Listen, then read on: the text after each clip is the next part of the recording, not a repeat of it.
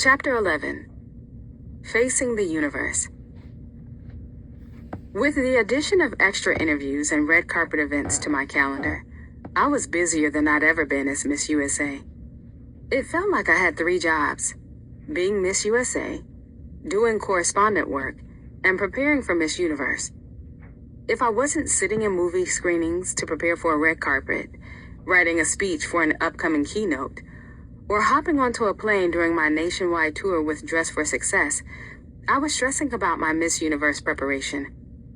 I visited a nutritionist the organization was connected to, secured a designer in South Carolina to design and construct my interview outfit, started working anew with Heather Sumlin on onstage question and interview prep, and returned to reading daily news briefings. I had been reading The Skim for years, but figured adding the New York Times daily briefing email couldn't hurt either. Miss Universe organization also connected me with the organization's official gown sponsor. When I competed at Miss USA, every contestant was required to wear a gown from one dress designer, Sherry Hill. The gowns weren't free, and although we had some freedom when it came to the design of the dress, there were quite a few limitations, something I didn't fully grasp until after I'd won. The person who won Miss USA was required to wear a dress from the same gown sponsor at the Miss Universe competition. 5 months before Miss USA, my state directors and I had flown to the gown sponsor's showroom to create a custom dress with the founder. I was ecstatic. I'd been competing in pageants for years by then, and every time I saw a local or state pageant, I could easily tell which gowns came from Sherry Hill. They were always among the most beautiful gowns, and many women who won state and local titles donned a Sherry on their crowning night. When I arrived and had the opportunity to meet Sherry Hill herself, a legend in the pageant land, I liked her. I appreciated that she was direct and candid during the design process. I told her I wanted a unique gown, something with a cape, and probably an unexpected color. I vividly remember her looking at me and saying something to this effect: "You're North Carolina, right? Based on the dresses I've designed so far and where your state is in the alphabet, if you want a cape, you'll be about the 7th girl to wear one. Now, I hear you want something unique." I appreciated the heads up and immediately nixed the cape idea. Sherry led me to her showroom and pointed out a gown that had a beautiful gold, silver, and diamante beaded detail around the shoulders. I told her I loved the beading, and she took to her sketch pad, drawing a one-shoulder gown with a high slit and a bead detail at the shoulder that wrapped from the front of my right shoulder, draped down my arm past my triceps, almost to my elbow, and connected to the fabric on the back of my right shoulder, with more beads dripping straight down from the back of my shoulder to my hip. I initially wanted the gown in a rich, deep burgundy, velvet fabric that I thought would be unexpected, but was relieved that Sherry's team was happy to oblige a color change when I changed my mind shortly after leaving the showroom. After the dress arrived and went through some alterations and additions to the beaded shoulder detail, it was perfect. Even though I enjoyed the simplicity of my Miss USA gown, it had been a strategic choice. I thought having a gown that wasn't decked out in crystals would help me stand out, because I expected that most women at the competition would opt for heavily beaded or fully beaded dresses. I also didn't want my dress to take the focus away from me, my big, bold hair, or my face. Miss Universe was a whole different ballgame. Sure, most of the women had tons of beads on their dresses, but these weren't just sparkly gowns. Every single year, women showed up in custom couture dresses worth tens of thousands of dollars. Simplicity was my strategy for Miss USA, but I did an about-face for Miss Universe and wanted to be a walking disco ball. I wanted something over the top, bold, and unique. Unfortunately, executing that vision was much easier said than done. I'd begun my Miss Universe design meetings with Sherry and her team several weeks after I'd won Miss USA. We'd FaceTime and talk through some of my thoughts. I'd show her screenshots from Pinterest, and she'd walk through her showroom to show me elements from different gowns she had created. We both sketched dresses that we liked on me. I don't remember when I became frustrated by the process, but I'm sure it was rather early on. Almost every time I pitched an idea or design element, or showed Sherry a sketch, she pointed out a problem with it. I wanted a flesh-colored gown with a bustle piece that had blue or green crystals on part of it. And she pointed out that the crystal design would look strange on the bustle if the crystals were blue or green. I wanted a fully beaded gown with a high slit that would narrow at my hip, cross my torso at the middle of my chest, then end at the shoulder opposite the slit. She informed me that there was no way to hold the dress together with a slit. Flesh-colored mesh fabric wasn't strong enough. She didn't suggest alternatives to make the slit work, and shot down the alternatives I inquired about. I asked for a gown that would be a replica of my Miss USA gown, except it would be fully beaded instead of made of white velvet fabric, and the beads hanging from my shoulder would hit the ground rather than end at my hip. She told me the beads would tangle when I walked in the dress. A week after I suggested the design, my roommate wore a gown with the beaded detail I wanted. She walked on stage in the gown at a pageant she was appearing at overseas and did a full turn in the gown. The beads swung right into place when she finished. I wasn't asking for impossible features, and I began to get the sense that I was asking for features that perhaps Sherry didn't want to do. We continued our back and forth until New York Fashion Week in September. Sherry and many from her team were in town to show her collection, which would present me with the opportunity to see her in person and try on some of the dresses she had brought with her for that event. When what had become an almost routine exchange of me suggesting ideas and her shooting them down started up again, my patience finally broke. I wanted to scream at her and ask why she couldn't just let someone else make my dress if she didn't want to do it. Sherry was providing the gowns for free, in addition to her sponsorship of the organization. But at that point, I would have rather paid someone, anyone, to make me a custom dress than continued the process with her.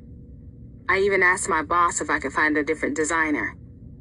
My challenge was that I knew that Sherry Hill was a valuable sponsor for the organization, and I didn't want to be the person to destroy an important relationship. My frustration and anger brought tears to my eyes, and I asked Sherry, voice quivering, why she couldn't work with me to find a way to make a dress I wanted, rather than giving me 100 reasons why each of my suggestions wouldn't work. After my feeble outburst, Sherry completely switched course during the session. Every time I asked about a gown feature or design element, she'd reply shortly, "Sure, we can do that." "Yes," or "Mm-hmm." I feared she was merely going along to get along, and that she'd take my requests and deliver them the way she wanted on the back end. As I started pulling dresses I thought were unique, I found one that was covered in jagged mirror pieces.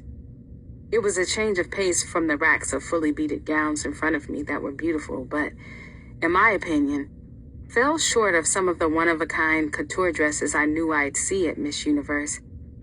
I saw potential in this dress, though, and hoped that picking something Sherry had already created and making a few changes to it would be a fair compromise, rather than continuing to push for an inventive dress that I felt she didn't want to invest time and resources into making. Life has taught me that God has a plan for each of us, and His plan is perfect. His plan is unimpeachable.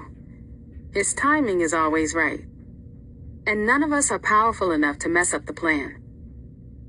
When I competed in 2015 at Miss North Carolina in the Miss America system, using my final year of eligibility, I held hands with a woman named Kate Peacock while we listened for the announcement of the winner. We were the final two, and while Kate had had a confident response to her onstage question minutes before, I didn't feel confident about how my own response had come across. As the host shouted Kate's name into the microphone, I walked forward to receive my first runner-up flowers, wishing I could have given my onstage question another shot, and never wanting to be first runner-up ever again. I was angry at myself for getting so close and failing, devastated that I'd never get another chance at the crown. That night, my mom helped me take my belongings back to my apartment, which wasn't far from the competition venue. She held my hand while I cried myself to sleep, still dressed in my evening gown from the pageant a few hours before. The next year, I competed at Miss North Carolina USA. When I didn't capture the title in 2016 either, I threw myself into my studies and was scouted by the coach, who happened to be a lab professor for my trial advocacy class for one of Wake Forest's trial teams. He convinced me to join his team, and we went on to win a national trial team tournament that year, the first time Wake Law had ever won. The following year, in 2017, I competed at Miss North Carolina USA again. Failing to crack the top 5 this time, I considered foregoing my final year of eligibility. Instead of spending my time prepping for Miss USA, my loss cleared the way for me to devote myself to working for a pro bono client whose case my stepdad, also an attorney, and I decided to take on. A few years later, in the summer of 2021, our client was freed after having spent over 2 decades of his life in prison for a low-level drug crime. That same year, I started a blog for women's workwear fashions and began to volunteer for the Charlotte arm of a global organization called Dress for Success, which helps women achieve economic independence through a suiting program, financial literacy education, mock interview sessions, and other programs. All of my losses taught me lessons and created opportunity for experiences that came together at just the right time. My 2015 first runner-up loss motivated my onstage question preparation that propelled me into 2 answers on national television that were the best responses I'd ever given. Losing the first year I competed at North Carolina USA opened the door for my participation on a history-making trial team that I wouldn't have joined had I captured the crown. My loss the second time around came right before I dove into pro bono work, a fashion blog, and volunteerism for Dress for Success, each of which became defining parts of my brand that I pitched to the judges at state the following year at Miss USA, and that I talked about throughout my reign.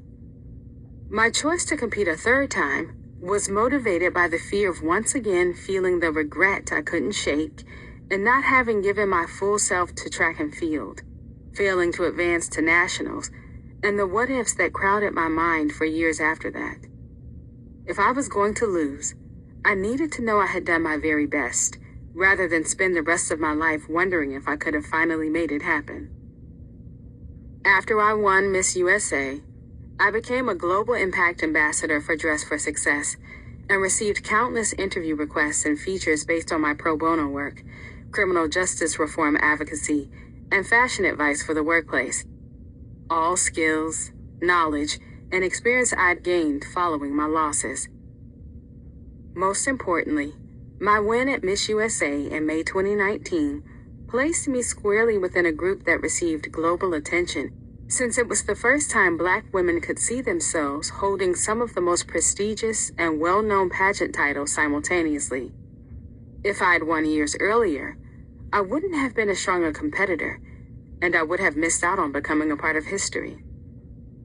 When my mascara was streaking down my face, tears loosening the glue on my fake eyelashes while I sobbed after losing Miss North Carolina on my final try in 2015, I had no idea what was waiting for me 4 years in the future. But God did. He had a plan that defied the bounds of my own imagination. And as I continued my preparation for the biggest pageant I would ever compete in, I gripped tightly to my trust in his plan. I couldn't ruin it. I also knew that if winning Miss Universe wasn't a part of that plan, it was because he was preparing me for something even more earth-shattering. I landed in Atlanta, Georgia, 7 pieces of matching luggage in tow for the Miss Universe competition. I arranged my baggage and asked one of the staff members who was picking me up to take a photo of me with my suitcases. The iconic "I just arrived at Miss Universe" photos were something I'd been looking forward to taking since I'd won Miss USA. I stood in my pink pointed toe boots, pink suit, and giant faux fur coat next to my luggage and smiled for a photo I later captioned, "Just touched down in the A for a work trip, trying to get a promotion." If the Miss USA competition was a carnival, Miss Universe was Cirque du Soleil. The number of contestants almost doubled. Fans were gathered around the hotel waiting to glimpse the representative from their favorite country, and countless staff were available to capture content, direct contestants on where to go, approve our competition wardrobes, and shuffle us from venue to venue for various events. By Miss Universe standards, this was a brief competition, only 10 days from registration day to finals night. 10 days to do fittings, photo shoots, sponsor meetings, and interviews. 10 days to learn walking patterns, practice dance routines for the live television show, and participate in the preliminary competition. Somehow, the organizers also plan to give women flying in from all over the world a glimpse of Atlanta via tours and activities squeezed in between meals. The competition was a blur. I enjoyed meeting the women representing the other 89 countries competing for the title, but I was also hangry a lot of the time.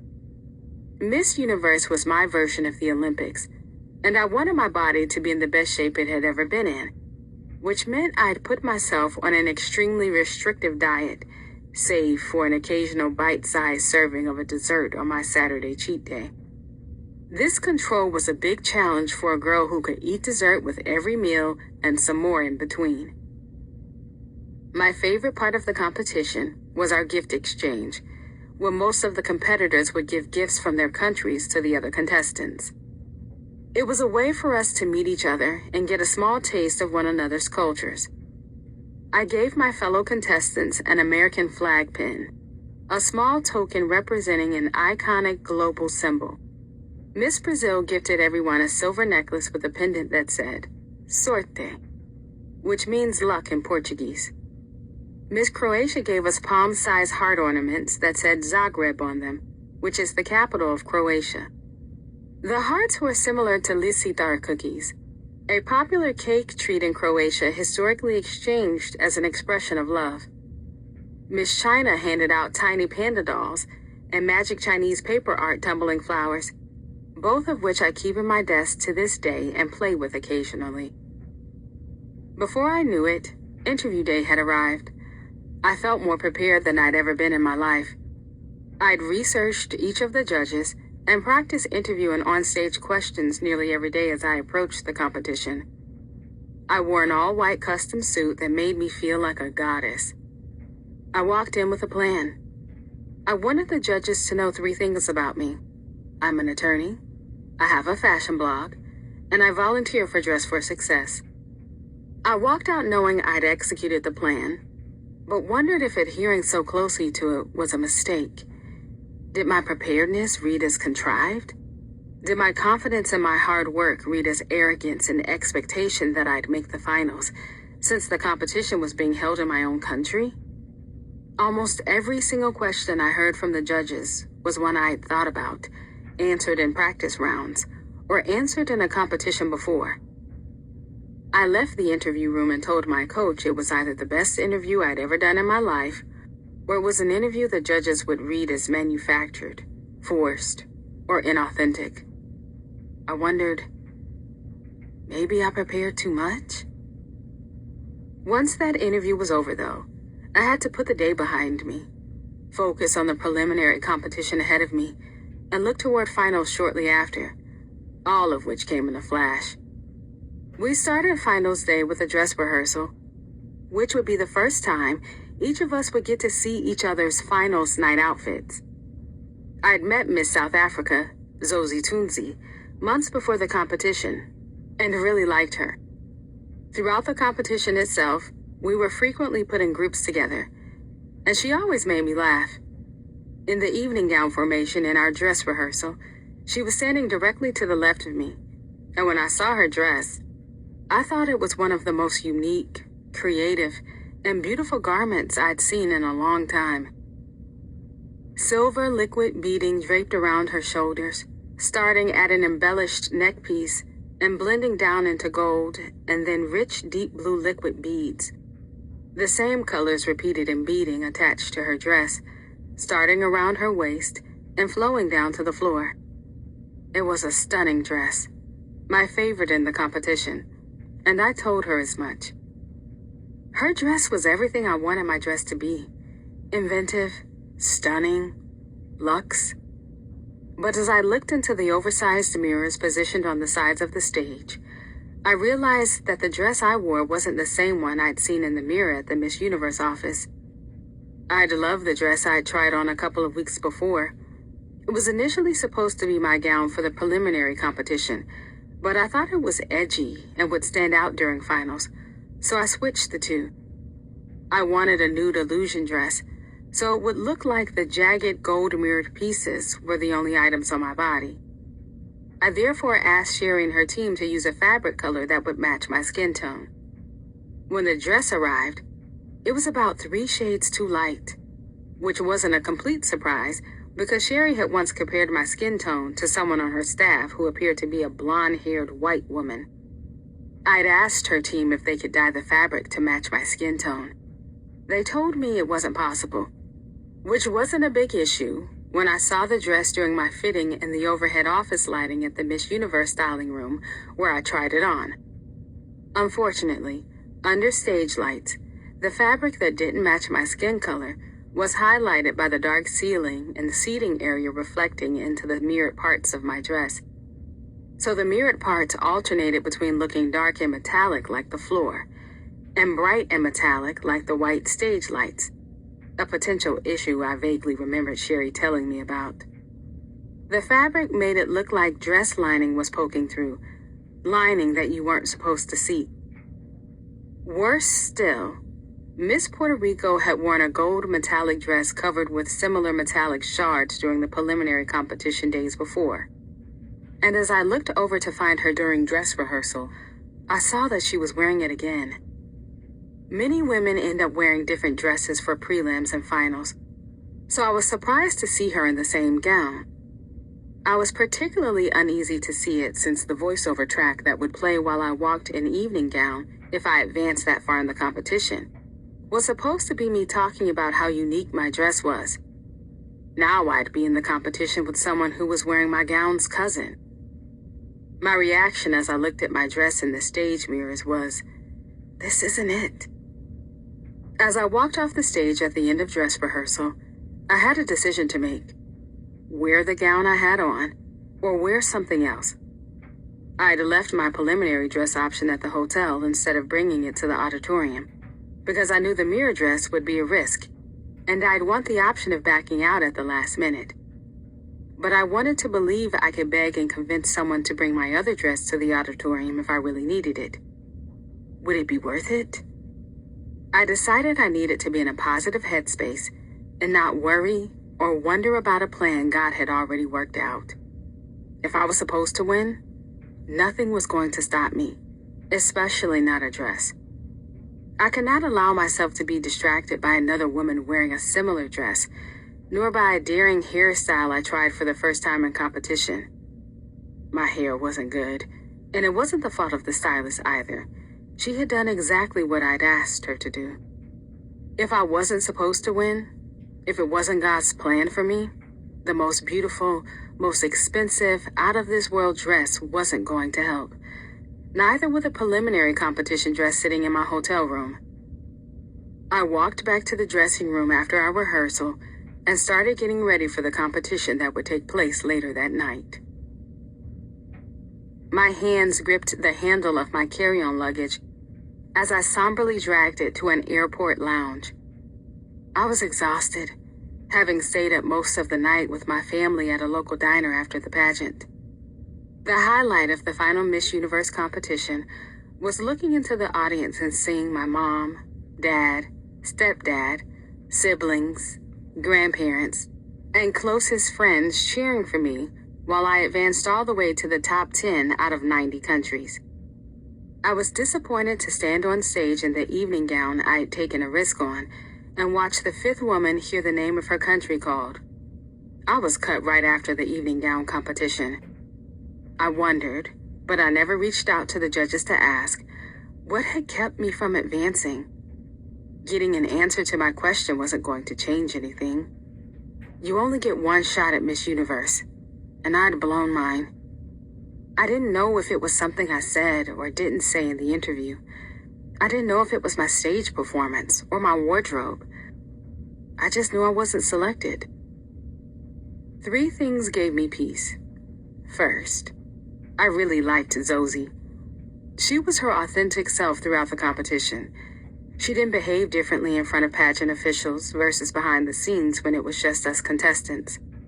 She was laid back and wasn't constantly fronting for social media or fans. During the competition, she spoke profound and insightful truths about the importance of representation. We needed a dark-skinned, bold queen with short, coarse hair to be the face and voice for Black women at Miss Universe. She was all that and more, and I was genuinely happy for her when she won. Second, I had given my all to prepare for the competition. Even though I hadn't grown up wanting to be Miss Universe, the same way I ached to be Miss USA, the fierce competitor in me wanted to win it because it's the most prominent, widely known televised international pageant. I knew the broader reach and audience for Miss Universe compared to Miss USA was an undeniable benefit of winning.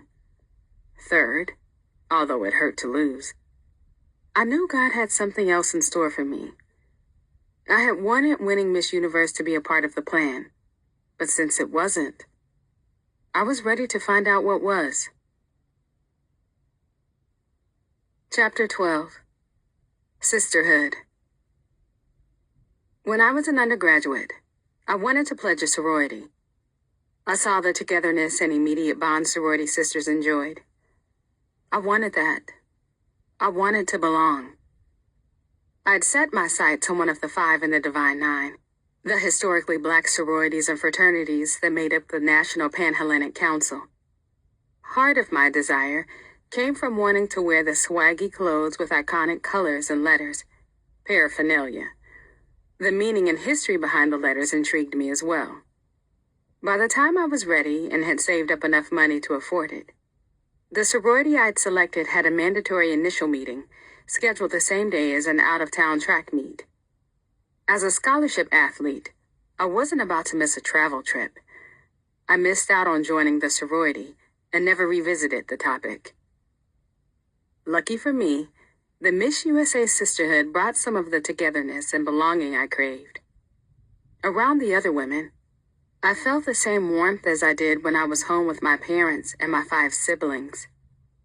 Susie Castillo, Miss USA 2003, talked to me about her days as an actor and MTV host. Nia Sanchez, Miss USA 2014, reached out to me every time she was in New York, bubbling with positivity and gentle guidance. Deshauna Barber, Miss USA 2016, gave me an inside look at her career as a public speaker and told me how she'd signed with her speakers bureau and manager.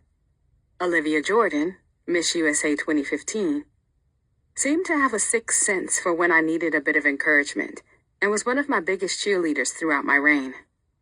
Sarah Rose Summers, Kara McCullough, Erin Brady, Rima Fakih, Tara Connor, Shauna Mokler, Kenya Moore, Nana Merriweather, Alyssa Campaniella, Chelsea Cooley, Candace Kruger, and countless others gave me advice, a kind word, and some of their time during my reign. It felt like a sorority, a sisterhood of women I'd looked up to and idolized for years, who became my allies and friends because of our shared experience of being Miss USA. Thankfully, the sisterhood extended even beyond Miss USA title holders. The Miss Universe organization ran Miss Universe, Miss Teen USA, and Miss USA when I won. So I joined a trio of Miss Universe organization title holders. Miss Teen USA, Kaylee, didn't live in the title holder apartment with Kat and me, but we stayed in touch between joint appearances. Even though Kat was constantly flying all over the world, when she and I were in NYC at the same time, she'd invite me out to dinner so we could catch up. She'd show me new places in the city and answer all the questions I was afraid to ask people in the organization. She made me feel welcome, and I wanted to pass that same feeling along to Zosie. Things started off quickly when Zosie's flight arrived in New York. Esther brought her into the apartment, and we showed her around before giving her some time to unpack and relax in her room before the circus started up again.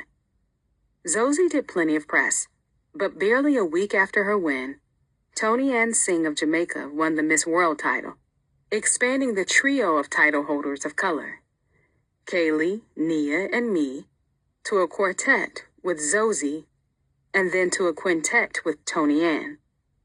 CNN, E! News Daily Pop, Good Morning America, and plenty other media outlets started up the rounds of interviews again, which turned Zosie's solo celebration into a win for us all. I invited Nia over to the apartment one night to hang out with Zosie and me, since we were doing so many interviews together. A selfie the three of us took together and posted on our Instagram stories made its way to TMZ and other outlets. Miss USA and Miss America welcomed Miss Universe in NYC for historic Girls' Night. The headline screamed. I wanted to make sure Zosie felt comfortable living in a new country she'd only visited twice before, one of those times which had been for the competition that made her Miss Universe. She didn't have a proper coat that would help her survive a New York winter, so I took her to a local department store to make sure she had one that was warm enough. We made the rounds at a few of my favorite restaurants, and I helped her figure out how to unlock our tricky front door. Beyond celebrating with my fellow queens, I was also celebrating being done with my ridiculous diet.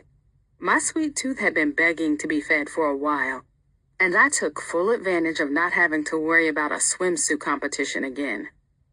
At the time, the Miss Universe organization would purchase groceries for us each week, and I'd created a grocery list in the Notes app on my phone weeks before the Miss Universe competition. Nutella, whipped cream, cookie dough ice cream, cookie dough, chocolate chips, mango ice cream, chips and salsa, bagels, Oreos, and tons of other foods I've been avoiding altogether or eating only on my cheat day filled my grocery order after the competition. My colleagues who weren't on the food order group chat noticed that I was off my diet. When they asked for a Starbucks order before a group interview, my short, a size smaller than the tall, vanilla chai tea latte had turned into a tall, white hot chocolate with a warmed up brownie on the side. I binged so much that I gained a solid 13 pounds in 2 weeks between the end of the Miss Universe competition and the beginning of winter vacation with my family. I didn't own a scale at the time, but I'd weighed myself in the gym at the competition hotel when I was at 127 pounds. Pretty tiny for me, considering I'm 5'6" and have a naturally muscular build. I was a size 0/2. Then I weighed myself again at the gym in the hotel where my family was staying in Orlando for our biannual Christmas trip to Universal Studios. I saw the scale hit 140 and cackled. During the vacation, I posed for a photo in my swimsuit by the pool and was convinced I looked the same as I did during the competition. That's when I stopped trusting scales. My sugar intake increased dramatically, and so did my bookings for work with Extra. Upon returning to NYC on December 9th after the competition, I unpacked my nearly 300 pounds of luggage, did some interviews with Zosie and Kaylee, and got right back into the swing of things. December 14th, I interviewed Salma Hayek, Tiffany Haddish, Rose Byrne, Billy Porter, and Jennifer Coolidge about their new movie, Like a Boss. December 15th, I talked to Jamie Foxx, Michael B. Jordan, and Brian Stevenson about their movie Just Mercy. December 16th, I was on a red carpet for the movie Bombshell, talking to Charlize Theron and Kate McKinnon. December 18th, I sat down with Helen Hunt and Paul Reiser to discuss a Mad About You reboot. Of course, I still had appearances and interviews of my own to do while all of this played out. So, after heading to Connecticut on December 19th to watch Nia crown the new Miss America, I was grateful to have a couple of weeks off to go home and visit my family. Holidays are important for my tight-knit family. I'd skipped celebrating Thanksgiving with them since it was the day I flew to Atlanta for the Miss Universe competition, so I was looking forward to some uninterrupted time at home over Christmas. I loved doing interviews with Extra. but I love my family more. So I asked Esther to block off my schedule the entire time I was home. I didn't want to return to New York early or travel anywhere for an interview. I just wanted to hang out with my family. I was surprised, therefore, to hear from Esther about potentially doing an interview during those 2 weeks. "Hey, Extra called. They want to know if you can do an interview on January 3rd, she said. I mused. I wish I could, but I'll actually be down in Florida then with my family. Well, funny that you say that, because the interview is scheduled to happen in Florida, she responded. I knew Esther took free time and family vacations seriously, so I was surprised she'd called and was a little taken aback that she was gently pushing the interview. Must be important, I thought. Wanting to be helpful, I told her, well, maybe if the interview is close by, I could sneak away for a few hours, but I really don't want to spend the whole day on it. I hadn't been able to spend time with my family in months, and I didn't know when the next time was that I'd have this long to hang out with everyone. With my 5 siblings, niece, stepdad, and mom on the trip, you can imagine how hard it had been to sync everyone's schedules. Okay, that's fair, Esther said. I'll find out how far it is from where you'll be, and I'll call you right back. Thanks, E. By the way, do you know who the interview is for? I asked. No, but it sounded pretty important when they asked me about it. I'll find out. I was secretly hoping the interview would be in Miami or some other place that was far enough from Orlando for me to justify turning it down. I generally make work a high priority, but after missing Thanksgiving and having such a hectic schedule before and after Miss Universe, I was ready for some uninterrupted time with the fam. I held my breath after answering Esther's phone call, listening to what she'd found out. It looks like the venue will be a quick plane ride or a few hours drive from Orlando, she told me. Damn it. Okay. I paused, wondering if I could still reasonably turn it down. Who is it? The interview. Who is it with? Oprah. I blinked a couple of times, pressing the phone a bit harder against my ear. As in, Winfrey? That's the one. Esther laughed. Well then, wow. I stuttered, laughing in disbelief. I guess I can make that work. After the Oprah interview, which turned out to be for her 2020 vision tour for WW, formerly Weight Watchers, and the end of winter vacation for my family, life shifted into high gear once again. My red carpets and interviews for Extra continued. Appearances and media for Miss USA ramped back up, and I honed my plans for what I'd do after my reign ended. The typical length for a title holder's reign is 1 year. Since I'd won on May 2nd, 2019, I guessed that Miss USA 2020 would be held sometime in May 2020. Miss Universe organization helped me to set up meetings with agencies during a trip to LA when I was helping cover the Oscars for Extra, and I found an agent I liked at WME. By then, we'd begun hearing reports about a contagious virus that was ravaging China. They were calling it the coronavirus. I didn't have any plans to visit Asia, so while I cautiously followed the story, I didn't feel like I was in serious or imminent danger. Shortly after I returned to NYC, I was readying for another round of travel and appearances.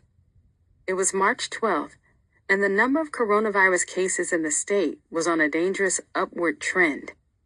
The first case was reported on March 1st, and by the 12th, there were well over 200 cases. The governor of New York declared a state of emergency, and the caution I'd felt earlier in the year began to turn to dread. At 9 a.m., I checked my phone to see a text from Esther, who told me that a Dress for Success event in Ohio I was due to attend the following week had been canceled. I loved volunteering for Dress for Success and was disappointed that I was going to miss out, but it was only the first in a string of events to unfold that day. Soon afterward, a fashion show fundraiser in North Carolina I was supposed to walk in was delayed. A South Carolina school visit was canceled. I was due to appear at a benefit concert that night in New York City and was looking forward to wearing a new outfit Emma had found for me. But the prospect of me getting dressed up in it was beginning to look unlikely. After not hearing from Esther following the latest cancellation, I shot her a text. "Hey, concert still on for tonight?" "Hold, please." Esther was juggling appearances and events for Zosie, Kaylee, and me, and plans were constantly changing as the virus continued to spread.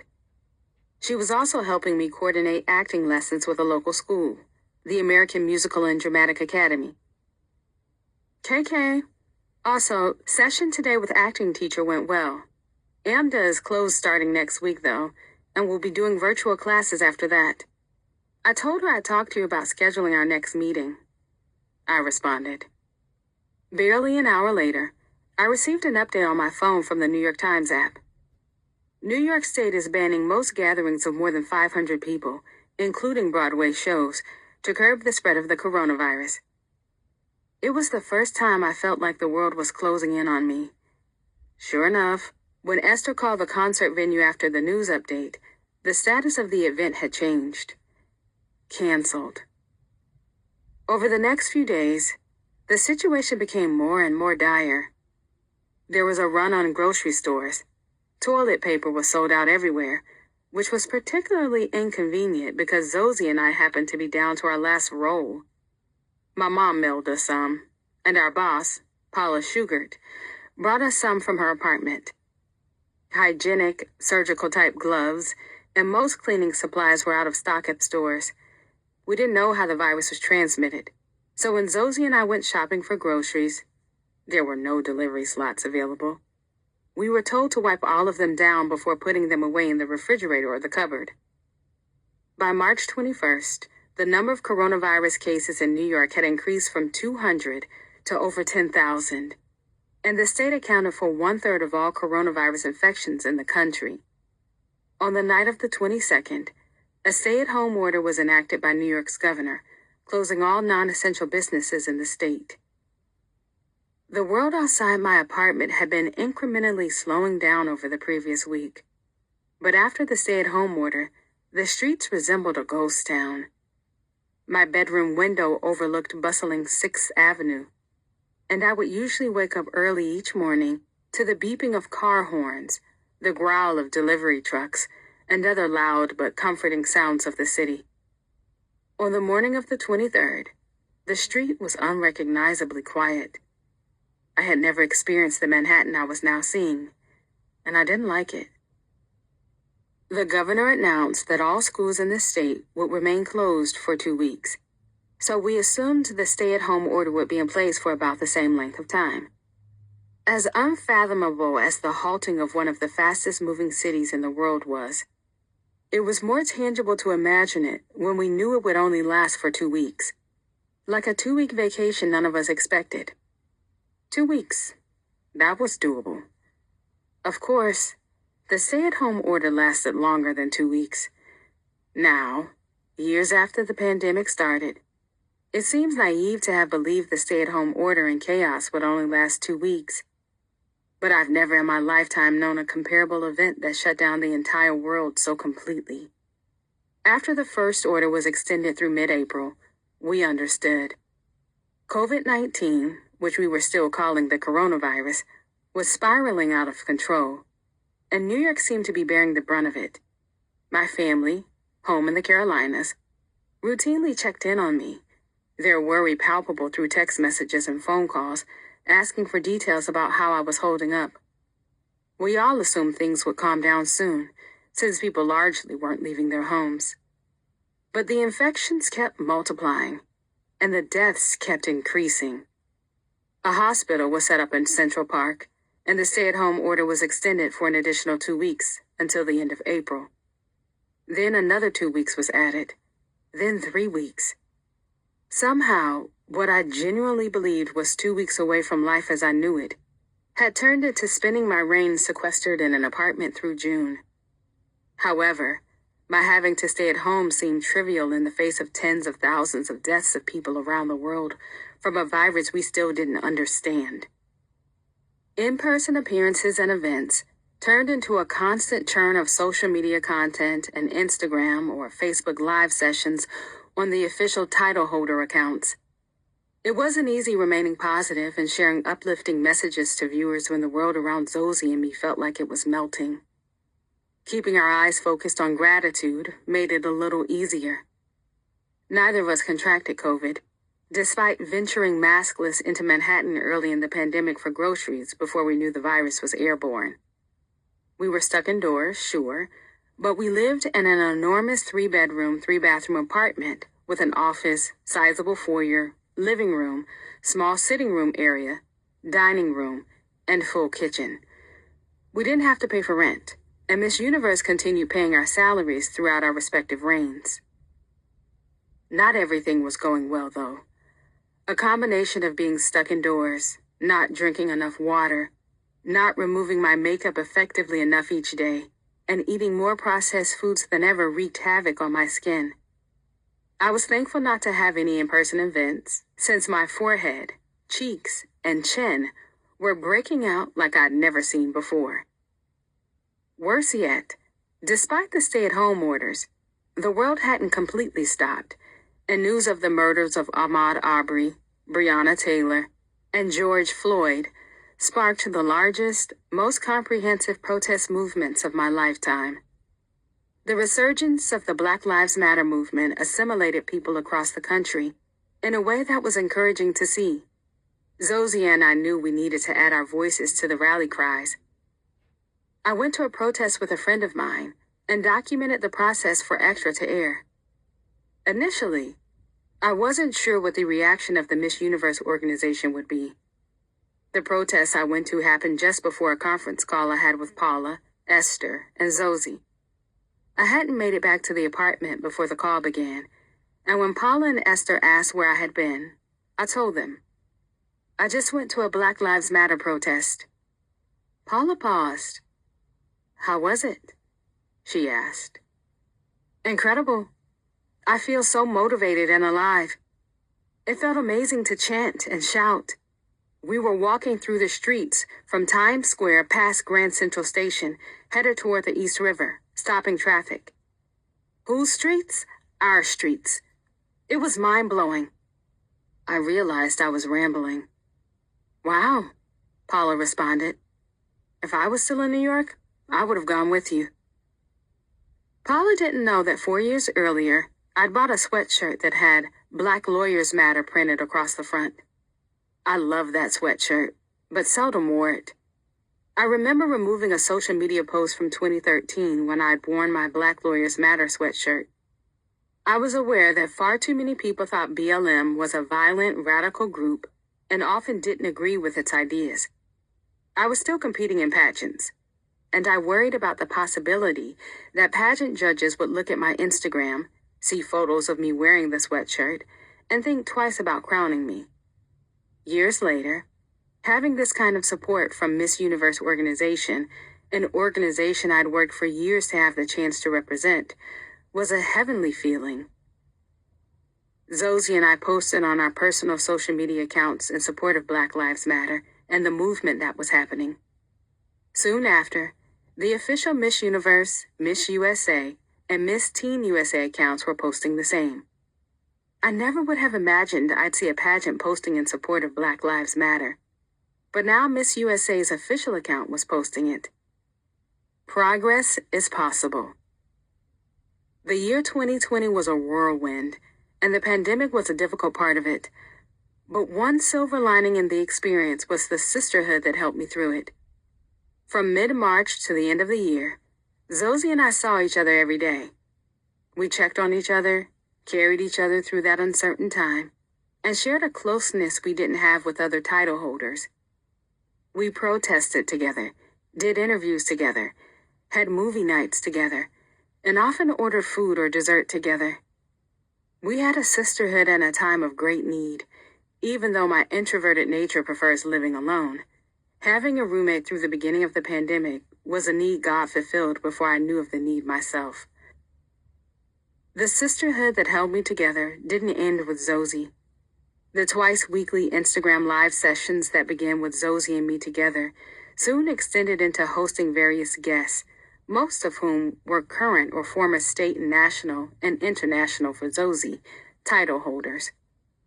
When we needed to connect with the Miss USA fan base, in a time when people wanted human connection and a break from loneliness, countless Miss USAs were willing to hop online for 15 minutes to 2 hours to talk about the pandemic and their reigns, and share some inspiration to get all of us through. I had the opportunity to talk to the first Miss USA who was Black, Carol Gist, about her reign and its importance. Nurse Kelly Johnson gave us advice and insight into what she was going through as a medical worker and how we could keep ourselves and our loved ones safe. Tara Connor, Miss USA, as she calls herself, got candid about some of the missteps in her reign, explaining how she learned from them and how that helped her achieve the life she enjoys today. My pageant sisters were part of what kept me going in a time when I struggled to maintain my own positivity and sanity. It was the sorority I'd always wanted, one that tightened around me during an otherwise awful time. Chapter 13. Determining My Own Destiny. Without any jet-setting, dinners, fundraisers, and media choking my schedule, the remainder of my reign crept by. The hours in each day seemed to expand. In some ways, the extra free time I had each day was driving me crazy, especially as a person who always had fire under her feet, happy to fill her days with commitment. Yet the extra time also forced me to make time for joy, or to discover what joy actually was for me. I began constantly asking myself, what makes you happy? I had spent much of my life focused on excelling and taking the next logical step in my life, whatever that step was, without much thought about whether that step was the one I would enjoy or look forward to. I was in high school when I decided to become an attorney. At 17 years old, I was applying for colleges in state so I could afford law school after earning my undergraduate degree. After undergrad came law school and graduate business school, then passing the bar, then another bar, then life as an attorney. On May 1st, 2019, I was a practicing attorney, living a life I'd laid out for myself as a kid more than a decade earlier. Suddenly, on May 2nd, I was thrust into a dream job being Miss USA, a title fewer than 70 women in history at the time had won. I felt I was facing an infinite span of opportunity, free to choose what my next step would be. As my reign came to a close, and I again faced the decision I'd made when I was a high schooler, it was with more possibility within reach than I'd ever envisioned. In deciding my next steps, I had a new dedication to dreaming big rather than thinking logically. Instead of asking myself what made sense, I asked myself what would make me happy, not only as a career, but what could I do every single day to be happy? Work would be a part of that, but only a part, not the focus. As I questioned myself, I found it wasn't always one big thing for me that filled my cup. It was a platter of little things. I used to find joy and accomplishment in busyness. Now, I learned to find it in picking up a bouquet of flowers on my way back from a run to my favorite bakery, something trivial I wouldn't have previously made time for. I actually felt fulfillment when hopping down a Wikipedia or TikTok-fueled rabbit hole about high diving or a true crime story or buying decor for my new, very expensive apartment.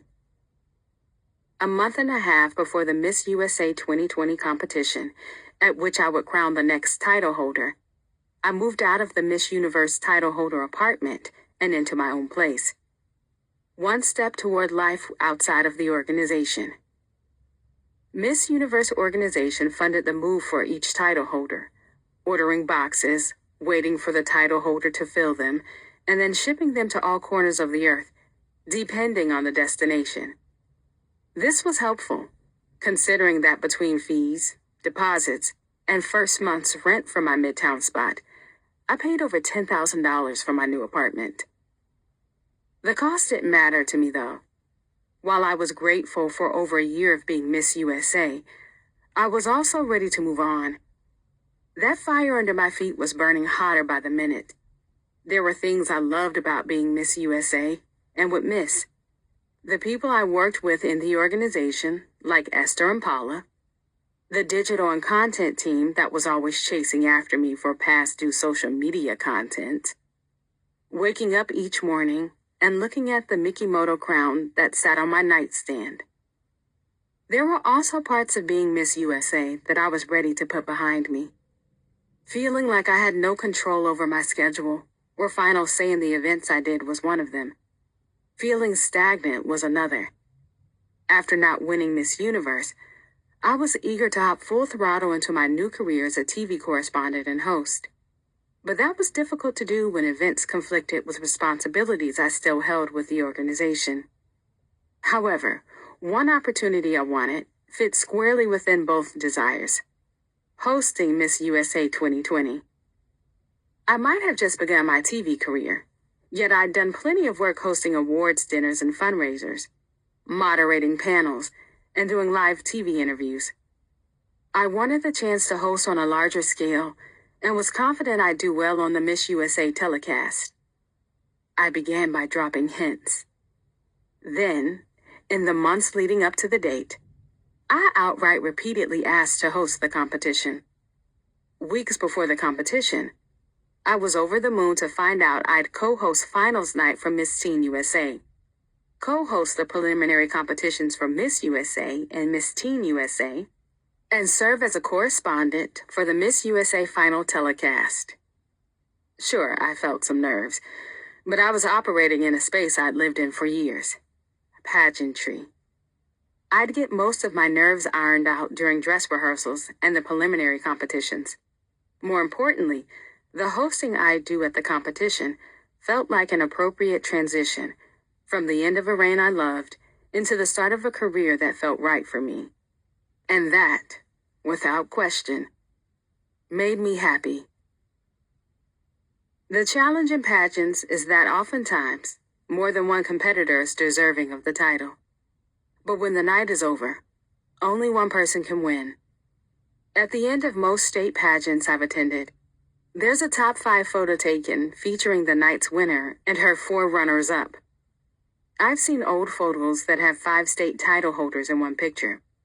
There's the winner that year with a crown on her head, and, depending on how old the photo is, the runners-up are women who win the following year, and the year after, and the year after, in that same state or in other states. Sometimes, the women who win later end up performing better at the Miss USA competition than the women who bested them years before. The challenges occur in other settings too. Maybe you were passed up for a promotion this year, but that doesn't mean you weren't worthy. Sometimes it's just the wrong time. Sometimes growing and learning for another year or more gives you the time you need to prepare for difficulties you don't know about yet. Life will be okay without that promotion at this time. Believing that, living that, and continuing on the journey of achieving the thing meant for you takes nerve. At the end of the 2020 Miss USA competition, on my 557th day as Miss USA 2019, I stood on stage in Memphis, Tennessee, with 51 worthy women and crowned one of them. When I returned to my hotel suite, I was surrounded by family and friends who'd flown in to support me and celebrate with me and sweat with me. I preferred to keep my hotel rooms and my apartment around 73 degrees and didn't think to turn down the thermostat to accommodate all the people who would be in my room until it was too late. We ended up having to leave the door open all night. The following morning, I met Esther to return my Miss Universe cell phone, wiped clean and ready for the next user. Then I lugged my suitcases down the elevator and loaded myself into a car bound for the airport. My solo departure was a stark difference from the escort I'd had when I'd won, but it was a difference I appreciated. Then, I had been chaperoned into a new life, but now was sauntering out of it under my own power, able to determine my own destiny day to day. When I made it back to New York, I strode into my apartment building and picked up a large package from the doorman on my way in. I couldn't remember ordering anything on Amazon or placing an order for any boots, which would have explained the size and shape of the box. My suitcases were cluttering my kitchen, still bulging with clothes from the past week, when I opened the package and found a plaque. I'd ordered one weeks before, but had forgotten about it. Extra had been nominated for an Emmy Award, and even though we didn't win, nominees could order a plaque commemorating the nomination. Since I was one of the show's correspondents, I was eligible to order a plaque. It felt like a welcome gift to my new life. It was no Mickey Moto crown, nor was it an Emmy Award, but it was a wink to new possibilities, a reminder that I'd done a great deal but hadn't yet reached my ceiling. The truth is, even as a former Miss USA, the pageantry never ends. My crown replicas sit on a shelf where my business and legal awards would have sat had I remained in the legal profession or transitioned into a business role. I still select gowns to wear, but now they're for red carpets, award ceremonies, and lavish fundraising dinners instead of pageant stages and appearances. On-stage questions have morphed into the average water cooler banter with colleagues about current events and the latest political race. People call us pageant girls fake. Our blinding white smiles, big hair, and ever-present positivity an act assembled to earn shallow and meaningless recognition. People also assume that their work distinguishes them from the parade of tall, slender, crown-donning women they envision when they talk about pageants. None of that is true. Every one of us has practiced a little pageantry in our lives. We call it sportsmanship when we shake hands with the team that defeated us in a basketball tournament. It's labeled professionalism when we relegate outright anger at coworkers to passive-aggressive emails with the boss copied on the chain. The pageant wave after a win is the same one I've seen politicians use after a victory speech in front of a crowd. Hand to the sky, waving at everyone and no one, sometimes holding their suit jacket closed with the opposite hand, the same way I gripped my bouquet of flowers in front of me when I won Miss USA. Each of us is finding happiness, gaining life experience, and making a little space for ourselves in a crowded world. We just do it in separate arenas, and the pageant world happens to be more sparkly than most. Part 2. April Story. Chapter 14. Until we had nothing left. Sunday, January 30th, 2022. Damn, I was running late because I'd forgotten to set my alarm. My exercise class started at 7, and there was no way I'd get there in time. Should I even bother? Yeah, it'll be worth it. That's what I told myself. You just gotta keep pushing to get there, and next time, remember to set the alarm. Scripts kept playing in my head, trying to motivate me to get going. I sped all the way to class and arrived just in the nick of time at 7 o'clock a.m. I'm always such a rule follower and almost never speed, and the guilt mixed with adrenaline had me fired up and ready to throw some weights around. I did my usual video recordings of me exercising on the gym floor so I could watch my form later and maybe even post it on social media. It had been a great class. I couldn't wait to get to my car to call Cheslie. She didn't work out on Sundays, so I knew she'd have time to chat. As I headed home, I stopped at the first traffic light and pulled out my phone. She had already texted me, probably to say that she had an early assignment with Extra and we'd talk later. I drove through a couple more intersections and then turned off the main road. I opened her text, thinking it would be short and that I could read it at a glance. The first paragraph was indeed short. First, I'm sorry. By the time you get this, I won't be alive anymore, and it makes me even more sad to write this because I know it will hurt you the most. My brain couldn't register the words on the screen. I read them again and screamed from a place in my soul that I didn't know existed. My hands started shaking and I couldn't catch my breath. I immediately called her number, but she didn't answer. Then I called David, my husband, and yelled, "Call the police! It's Cheslie!" By then I was home and I ran into the house screaming, "Call the police! She sent me a text. She said she's not alive anymore." I tried to read the rest of her text message, but I couldn't. My legs kept giving out. My 2 sons came running downstairs because of all the screaming. They looked at me in both fear and confusion. This can't be real. I need all of this to not be real, was all I could think.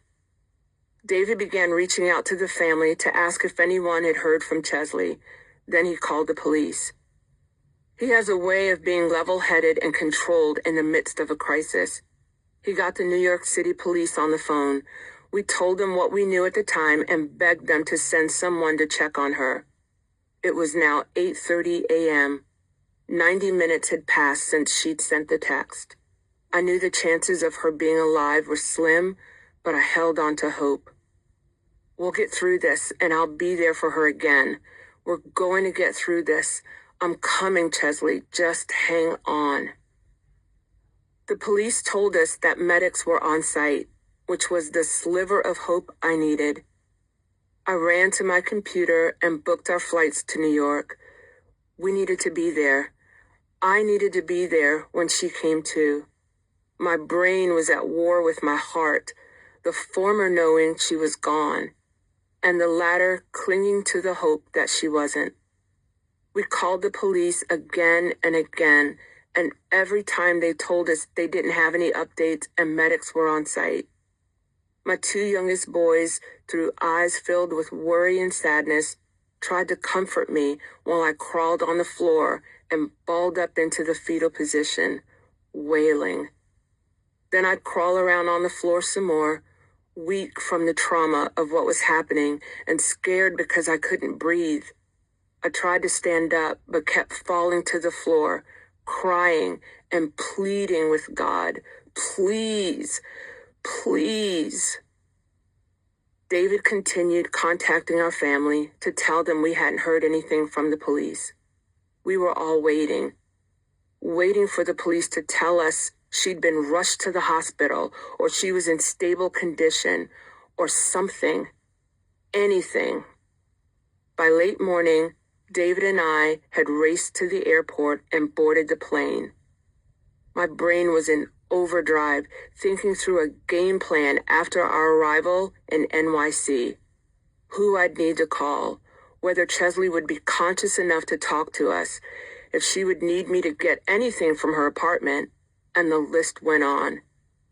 David and I repeatedly discussed every detail that came to mind. We kept nervously looking at our phones, waiting for an update from the NYPD, waiting for them to tell us what hospital she'd been admitted to or what was going on. Surely she had survived because it had been hours and the police had never said she was gone. At some point, I realized the flight attendant was going through her pre-flight instructions and telling the passengers to put their phones on airplane mode. I can't turn my phone off. I need to know where she is. As the plane was taxiing on the runway, my phone rang. I answered, and it was the detective. "I'm sorry to tell you, your daughter's no longer with us," he said. I went numb. David began to sob. I don't remember the plane landing or getting into the Uber to ride to the hotel. Hell, I don't even remember making hotel reservations. Our phones had been off during the flight, and when we landed and turned them on, they blew up. Text messages were rapidly coming in, and I didn't know what to do. I couldn't talk to anyone, so David became the contact person. I just needed everything to stop. Just stop. Give me a second to breathe. The police never told me how she died, so I was confused. How was it that people knew she was gone? Then the medical examiner called. I handed my phone to David and tried to zone out. I heard him say something about her falling. She jumped. I had this sickening flashback from when I'd visited Cheslie last year. We were in Hudson Yards, and she showed me this incredible structure that was a labyrinth of stairs. I remembered the sadness on her face when she told me they'd closed the structure to the public because of the number of people who jumped to their death from it. The sound of traffic jolted me back to the present. There I was again, unable to breathe. I kept instructing myself to inhale and exhale, inhale and exhale. I could feel a lump forming in my throat and tears welling up in my eyes.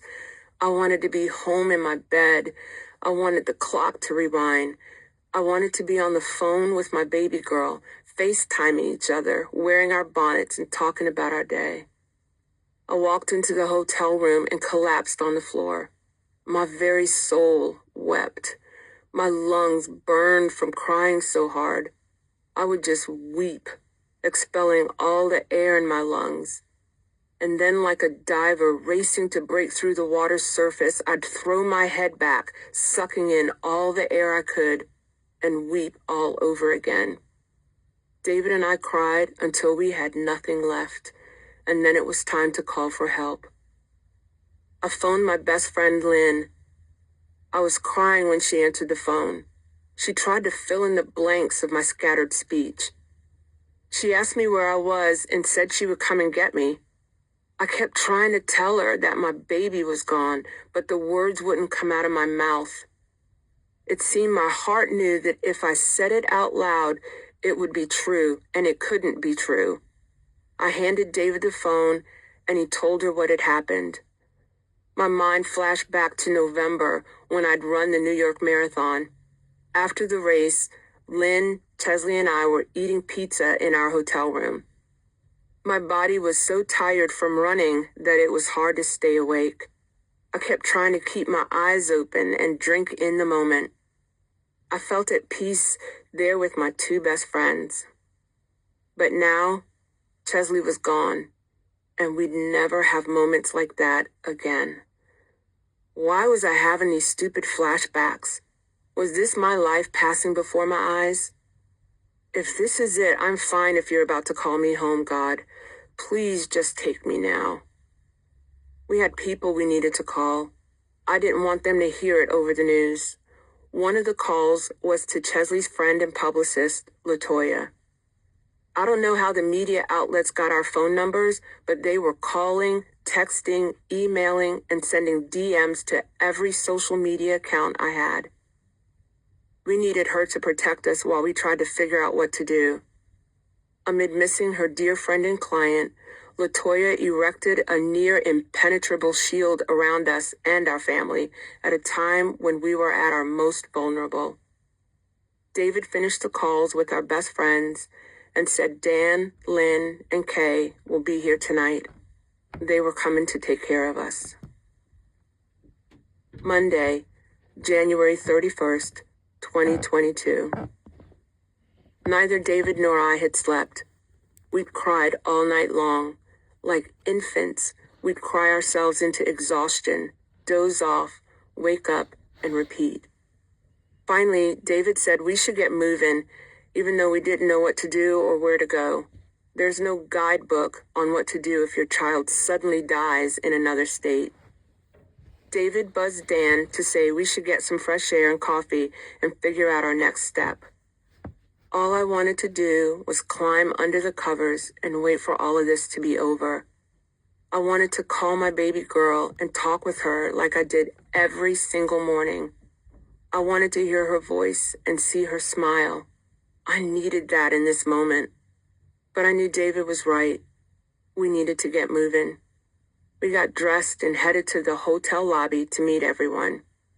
I glanced at the television in the lobby, feeling anxious and afraid that I'd see a story about her on the news or that her face would appear on the screen. While we stood there in the lobby, the trauma propelled my brain into protection mode. The mundane mental checklists that usually play like a recording in my head right before I drift off to sleep had spontaneously turned on.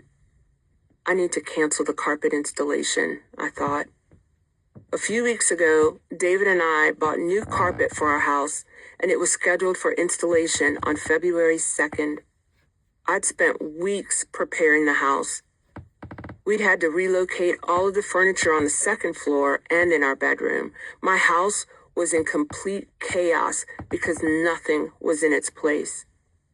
I turned to David and said, I need to cancel the carpet install. Then I searched for the number in my phone and called the company. What should I say? I wondered. Do I say I need to reschedule because my daughter died and I'm not at the house?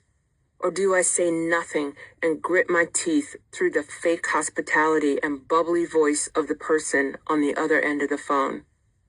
I chose the latter option. The rescheduler was now on the phone. Good morning.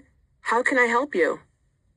All I could think was, stop sounding so cheerful, damn it. My daughter just died. Show some effing respect. That's what I wanted to say.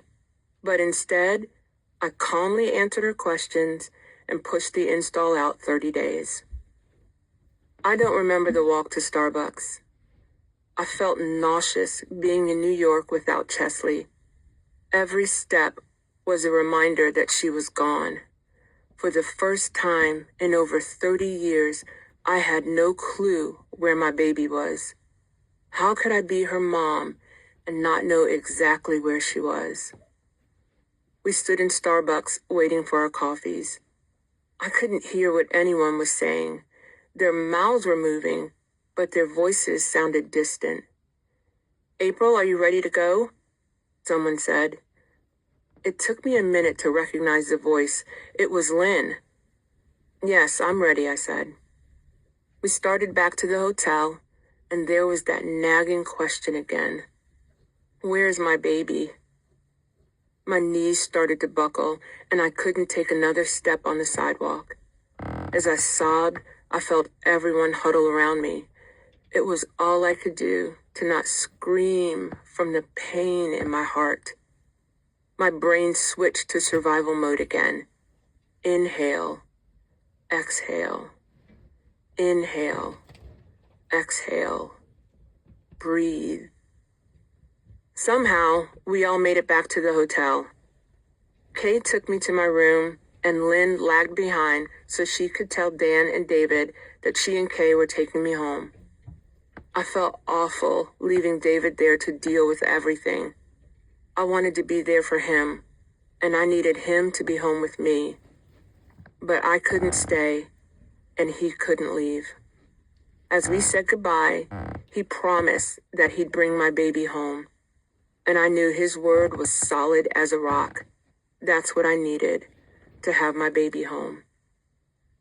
In the airport, I had a series of out-of-body experiences. My brain was fully aware of what had happened, what was happening, but my heart couldn't accept the truth and instead stayed wrapped in a protective cocoon. Every now and then, my heart would feel the pain of the reality that she was gone, then quickly retreat into the safety of the cocoon. I could hear Lynn and Kate talking with me about something, but my brain wasn't processing anything. It was standing guard, protecting my heart by making sure that triggering words and thoughts were kept at bay. We pulled up to my daughter Paige's apartment, and I went upstairs. I don't know who opened the door or how many steps I took before collapsing into my son's arms and weeping. I couldn't squeeze my children hard enough. As they cried with me, I could feel their pain, their sadness. I wanted to comfort them and help them, tell them everything would be okay, but I couldn't. It wasn't going to be okay. I felt completely helpless. My children needed their mom, and there I was, reduced to the most primitive action of trying to remember how to breathe. Inhale, exhale, inhale, exhale. If I stopped telling my body how to breathe, I would die. I couldn't hold my body up anymore. My son was holding all of my weight. I lost the fear of death in that moment. I stopped caring whether I lived or died. My brain raced through the past 48 hours like I was watching a movie on rewind. I composed myself enough to sit with the family that had gathered at Paige's apartment. Sitting there in a room heavy with pain, I read Cheslie's text message. First, I'm sorry. By the time you get this, I won't be alive anymore, and it makes me even more sad to write this because I know it will hurt you the most. I love you, Mom. You are my best friend and the person I've lived for years. I wish I could stay with you, but I cannot bear the crushing weight of persistent sadness, hopelessness, and loneliness any longer. I've never told you these feelings because I've never wanted you to worry and because I hoped they would eventually change, but I know they never will. They follow me through every accomplishment, success, family gathering, friendly dinner, and they are loudest during my failures, setbacks, and heartbreak. I've cried so hard my face has swollen and my teeth ache. I cry almost every day now, like I'm in mourning. I've wished for death for years, and I know you would want to know and want to help, but I haven't wanted to share this weight with anyone. Regardless of that, thank you, sincerely, for being there for me in some of my loneliest moments without me even telling you I needed you. My birthday, New Year's Eve when we watched the ball drop, Israel, you have kept me alive and ready to face another day because you answer every phone call. You are there for me at the drop of a hat. You listen to me and care when I tell you what goes on in my life. And you've always made me feel like you love me. I love you more than any person I've ever known. You've done nothing wrong, and you've done everything right. I no longer feel like I have any purpose in life. I don't know if I ever really did. I don't know what tomorrow or next month or a year from now holds, but I don't believe it will provide me any advancement or happiness. It feels like God has forgotten me, or is tormenting me, or trying to teach me a lesson I'll never understand. I've pushed away most of my friends, and I can't fix any of it no matter how hard I've tried. So I will leave and rejoin God in heaven and hope to find peace there. I don't want to leave, but I genuinely feel like I have to if I want to escape my loneliness that feels like it has no end. I've fought against depression for a long time, but it's won this time around. There aren't enough words in the world to describe my love and appreciation for you. You are the perfect mom, and I will love you forever, even in death. Feel free to share this message. People should know that you're the best mom in the world and that you were the best mom to me that I ever could have hoped for. Cheslie. Asa drove me and my other sons home from Paige's place. I tried to sleep, but all I could think was, my baby has now been in heaven for 2 days. I hope it's as beautiful and peaceful as we imagine it to be.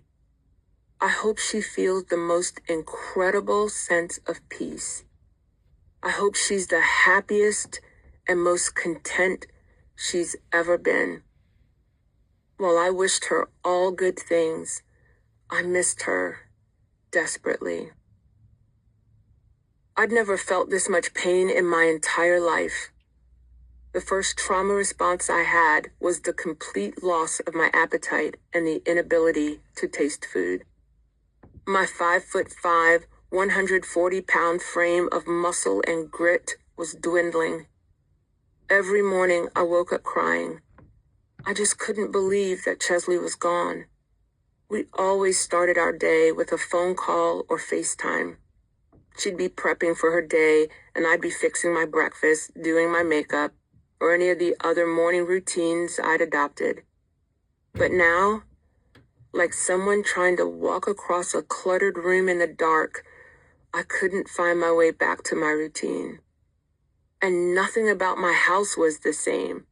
All of the furniture was out of place, and I didn't know whether to move it back, leave it as is, and keep apologizing for the chaos, or hide in my closet to escape my life that had been completely upended and rendered unrecognizable.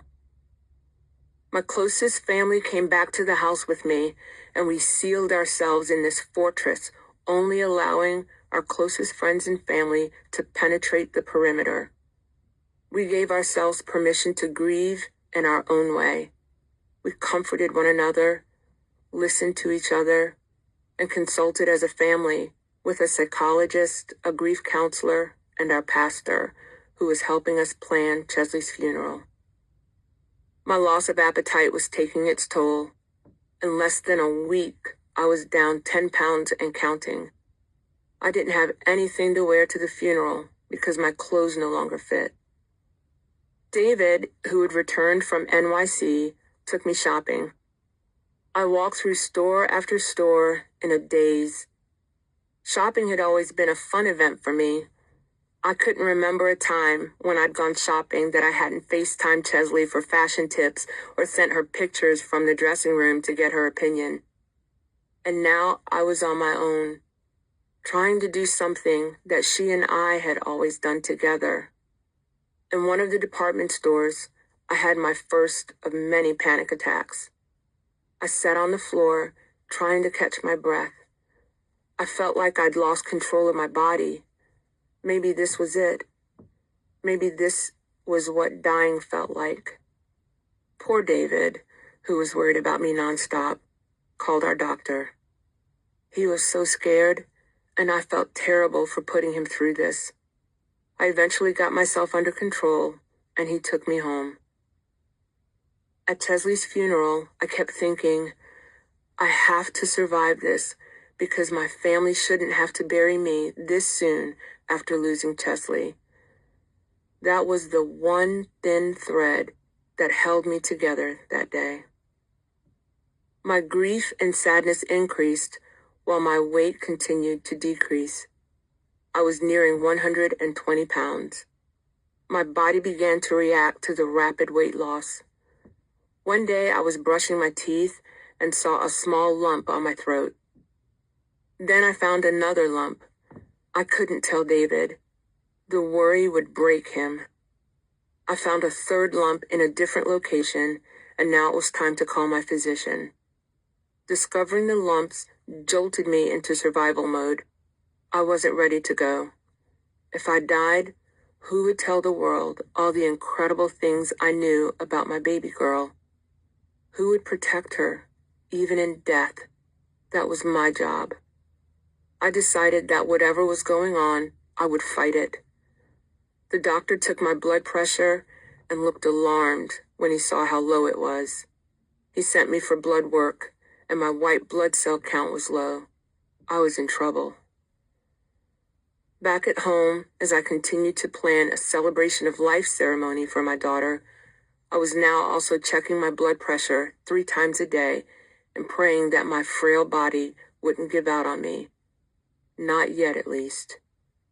I began to focus my energy on recalling all the amazing things about Cheslie. The more I talked about her and the more people shared their own fond memories of her, the better I felt. It was as if my heart could rest from missing her and instead bask in remembering her. I continued to share some of my memories of her on social media. It felt therapeutic. It reminded me that she'd had joy in her life.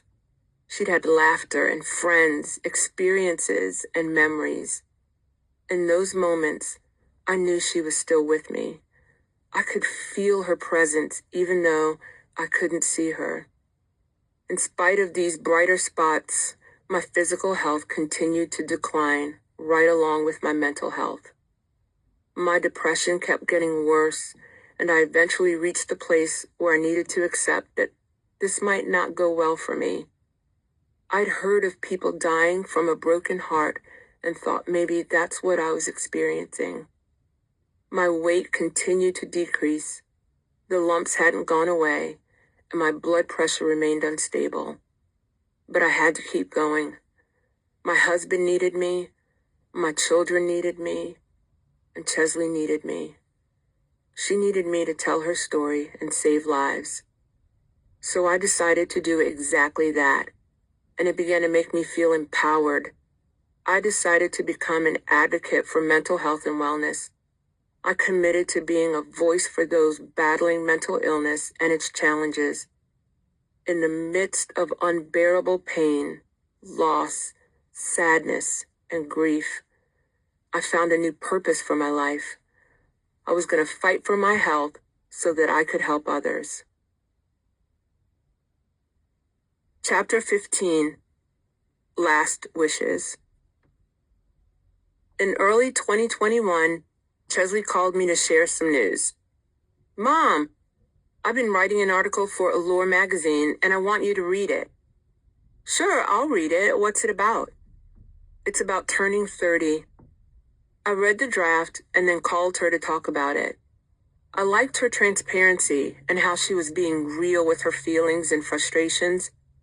I agreed with her that women often are discarded after a certain age.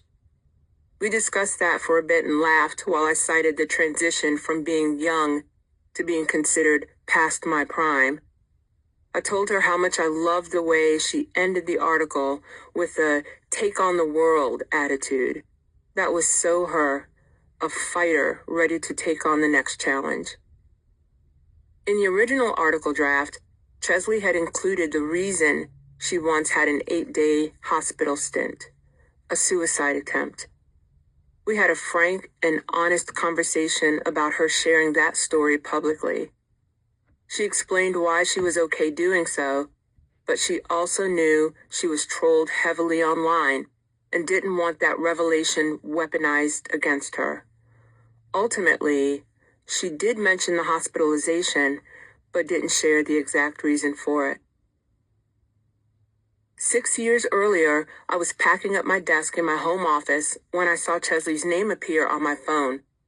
I smiled and answered, "Hello?" "Hello, Miss April?" A stranger's voice greeted me instead of my daughter's. I bolted upright from my chair. "Where's Cheslie?" My mother's instinct told me something was wrong. "Cheslie is here," the voice answered. "We're at the hospital. She didn't want me to call you, but I insisted." My heart was beating so loudly I could hear it thumping in my ears. "What happened?" I asked while I rushed to throw some clothes in a suitcase and hit the road. I needed to get to my baby girl now. "I'll let her tell you." As fast as I could safely get there, I arrived at the hospital to talk with Cheslie in person. I needed to see her. I needed to lay eyes on my baby girl. But she didn't want me there. She didn't want me to worry, and she didn't want to have to explain. She didn't want to feel ashamed or embarrassed or like she'd let me down. Until that moment, I'd always thought Cheslie and I had a great relationship and could tell each other anything. We laughed and joked and talked about so many things, everything, it seemed, except the truth about her mental health. Whenever I asked, she was always, "Okay." Except right now, she definitely was not okay. I didn't know what her true condition was, but I didn't want to upset her, so I asked her one question. "What happened?" She told me she'd had a bad headache and had taken some over-the-counter pain medication and lost count of how many. I knew she was omitting a lot of the story. She clearly wasn't ready to tell me the whole truth, and I refused to press her. Her big sister Paige joined us at the hospital. In our family, Paige is affectionately called the second mom. She has a love and authority with her siblings that earned her that moniker. Paige's conversation with Cheslie was vastly different from mine. a little more confrontational. I guess that's what made our family dynamic unique. We balanced each other. As a sister and second mom, Paige could speak to her siblings with a bluntness that resonated with them and a love that embraced them. Her siblings knew that she would call them to the carpet on their stuff, but her 5-foot frame would also not hesitate to take on anybody who dared to hurt her siblings.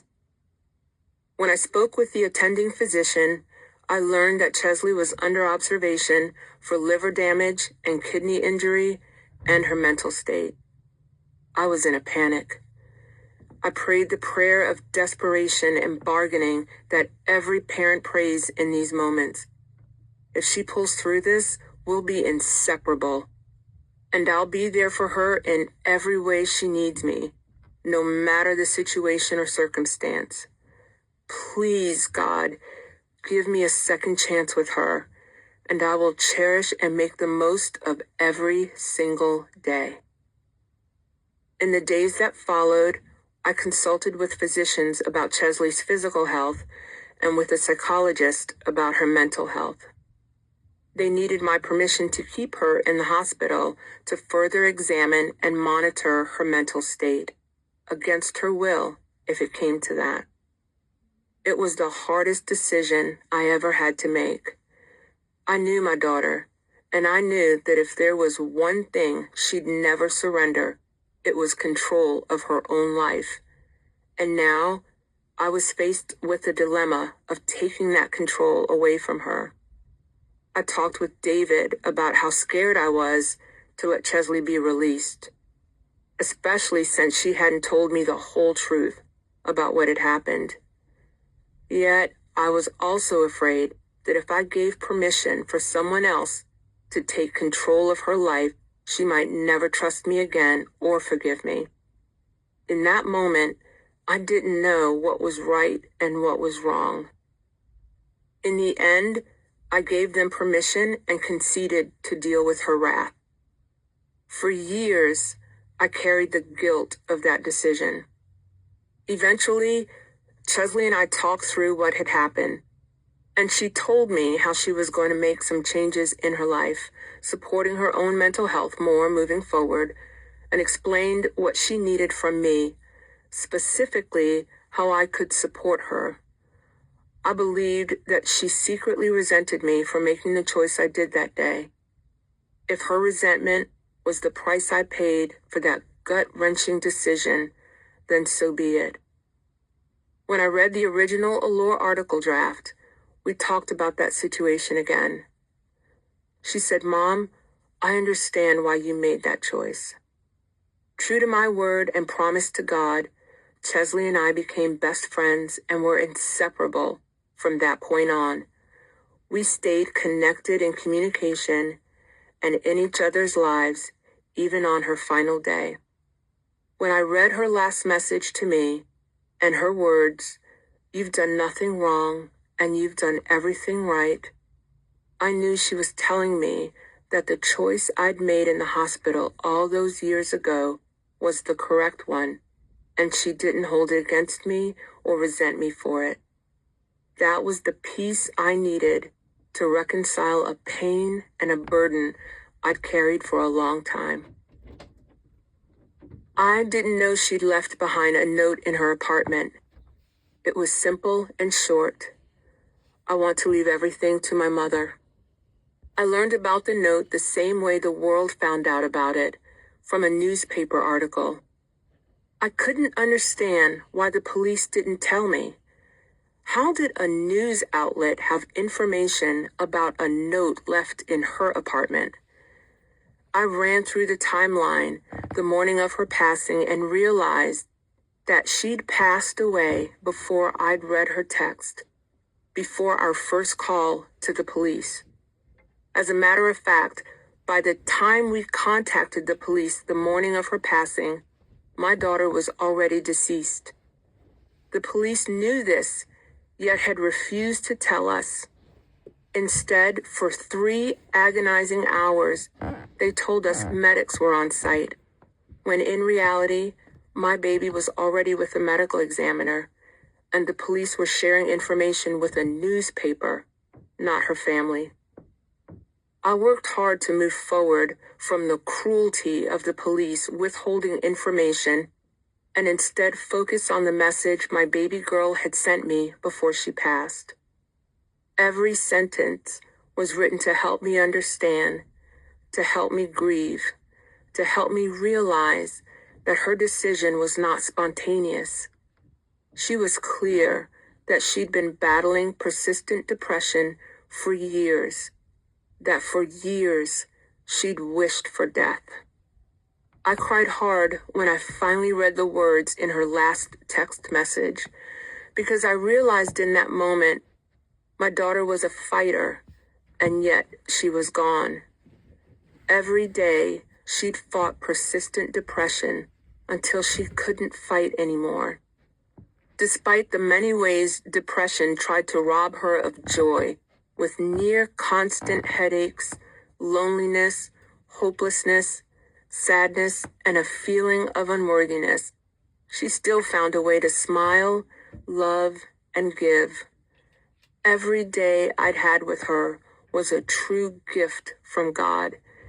Every day she was here was a victory.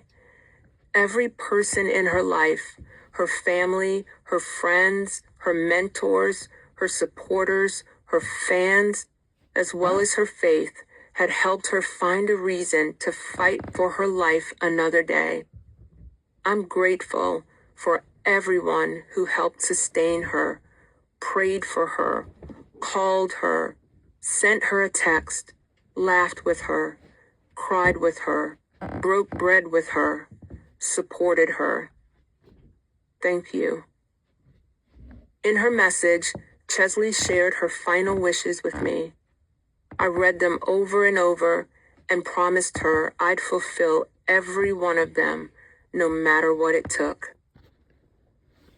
In October 2021, Cheslie invited me to join Nia Franklin and her in Turks and Caicos. I said yes before she even finished asking. This wasn't going to be a regular vacation. It was a working vacation. Cheslie and Nia would be working on writing projects, and I would be tackling a project I'd been putting off. I had an incredible time with two amazing women in one of the most beautiful places on earth. We rode bikes, played in the water, walked along the beach, dined together, and laughed a lot. Cheslie and I shared a bedroom that had two twin beds. We'd lie in our beds laughing and chatting and showing each other memes. We giggled like teenagers and laughed until we cried. We truly were each other's best friend. 2 months later, in December 2021, Cheslie and I took a trip to Israel. She was going to be a judge and backstage co-host for the Miss Universe pageant. And I was her +1/assistant/confidant/photographer, etc. We had an incredible time together. She had a lot going on, but even with her intense schedule, we still found time to eat breakfast together in her room and sit on the sofa in her suite and talk and laugh until tears rolled down our faces. I thank God for that trip and all the memories we created. That same month, she was thrilled to share with me that she was almost finished with her manuscript. I was excited for her. I hadn't read it, but based on her excitement, I knew it was something she was extremely proud of, and that brought me joy. I just knew that 2022 was going to be her year. In January 2022, I read my daughter's final writing ever, a text message telling me, among other things, her last wishes. The second wish was this: my book be published with recommended edits from my publisher. I read every word Cheslie wrote in the manuscript. While her intention had been to write a book about a distinct period in her life, balancing her work as Miss USA, an attorney, and an extra correspondent, she also gave a behind-the-scenes look into the mind, thoughts, feelings, and emotions of a woman battling and managing depression. After I read the manuscript, I thought, this is the only book my baby will ever write, and her words, her honesty in sharing her emotional and mental state, balanced with her vulnerability, are going to save lives. People will read this and relate to her. Chapter 16. A supporter, not a savior. After Cheslie's first suicide attempt, I tried to be a savior. I strived to carry her pain so it wouldn't be as heavy for her. I was scared all the time. Scared of losing her or letting her down. This level of fear was maddening and paralyzing. I worried about her around the clock. I analyzed everything she said and didn't say. Silence was not golden. It was cause for alarm. Most days my mind raced through what-if scenarios. What if she needs me and I miss her call? What if she's struggling right now? What if she's on the verge of catastrophe? I should call her. That'll make me feel better. Scripts like that constantly played in my head. It wasn't healthy for me or for Cheslie. She even told me how stifling I was being. I realized then that what she needed was a supporter, not a savior. I had to learn how to sit with her when she wasn't okay and understand that my role was simply to be with her, not to fix her. I needed to release the fear that permeated every part of me and give her the space and freedom to live her life. I learned to take my cues from her, and I learned how to truly listen to her. No matter how much you love your child, you can still lose them. And I was determined not to miss out on loving her because of my fear of losing her. After I did lose Cheslie, I refused to get sucked into the vortex of blame and guilt. Blame needs a target. Blame is like a ball of raw emotion looking for some place to land. A ball of anger, hurt, pain, confusion, desperation, shame, and fear all rolled into a lethal weapon waiting to be hurled at someone or something. I refused to make space in my life for blame. Period. I wouldn't blame her counselor, employer, friends, family, myself, or her. No. I was not going to play the blame game. Blame is too dangerously close to guilt, another emotion that can crush your soul. Guilt is like planting a permanent rearview mirror in front of you and staring at nothing else but that mirror, causing you to miss out on experiencing the present and not allowing you to focus on the future. Guilt leaves you stuck in self-blame, believing that you have the power to change a past that has already been written. I knew in my heart of hearts that I had made the most of every moment with Cheslie. I answered every call. I held her when she cried from heartbreak. I raged with her when she felt betrayed. I was there for her in every way I could be. Allowing guilt into my grief journey would only serve to rob me of basking in every sweet moment we'd shared. I refused to let that happen. I begged God for more time with her after her first suicide attempt. And that's exactly what he gave me. More time. And for that, I'm forever grateful. Refusing to give into blame and guilt left me with intense grief and crippling sadness, and I had to learn to live with that. Cheslie didn't do this to me or anyone else. She felt unimaginable pain and needed that pain to stop. That is the struggle of many people battling persistent depression. One tool I use to help myself in moments of grief and sadness is to refrain from starting sentences with certain phrases like, I wish, or asking questions like, why didn't she tell me? What did I miss? Or why did she do this? Few things will cause blame and guilt to sweep you away into agony like starting sentences with those words or asking those questions. Instead, I start my sentences with the words, I'm grateful for, and I finish that sentence with my most vivid memories of Cheslie. I declare my gratitude for the years we had together, the trips, her laugh, her smile, her sense of humor, the talks, the tears, and the depth of our love for each other. I'm grateful for Cheslie's love for us, her family, and the magical energy that entered the room with her. I'm grateful for her infectious laugh, which came from her soul and instantly made people laugh and smile. I'm grateful for our road trips spent singing along to Beyonce, talking about life, or sitting in comfortable silence. I'm grateful to her for inviting me into her life and making me her best friend. Words and thoughts of gratitude didn't stop the waves of grief and sadness from washing over me. They served as an anchor that prevented me from being washed out to the bottomless ocean of pain. I have never known a pain as deep as losing my baby girl, Cheslie. Some days the pain runs so deep that all I can do is scream. Many days I patiently wait until I am alone in my home so I can step into the shower and let the healing power of the water wash over me while I scream, cry, weep, and wail.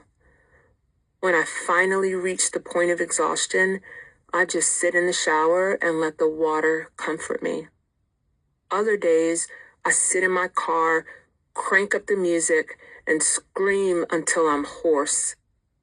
I don't know why that tends to make me feel better, but it does. Before January 30th, 2022, my life had a rhythm. I knew exactly who I was and where I was heading. My daily routine was rock solid. I worked out, checked Instagram for Cheslie's workout pic in her story, got the boys off to school, and then called my baby girl to chat about the day ahead. When Cheslie died, my life took a sharp right turn, and the path I was on evaporated.